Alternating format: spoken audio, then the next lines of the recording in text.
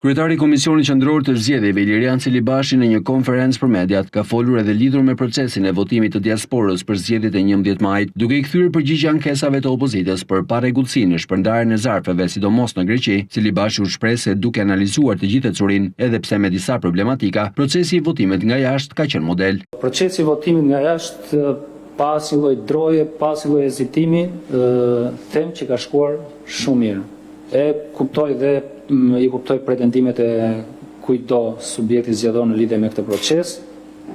Ka patur problematika, duke kalkuluar dhe efektin e këtyre problematikave, mendoj që procesi i votimit nga jashtë është zhvilluar në mënyrë model. Episodet, veçanërisht ato të shpërndarjes zarfave në shtetin grek, me bindje, për mua asesi nuk e cënojnë këtë proces, për mënyrën se si u organizua ky proces dhe në fundit dhe për integritetin e këtij procesi. Jam i ndërgjegjshëm që për opozitën kjo gjë nuk qëndron kështu, por unë jam i bindur për këtë gjë. Kursimi i parave në lidhje me procesin e votimit nga jashtë nuk e ka cënuar standardin e këtij procesi.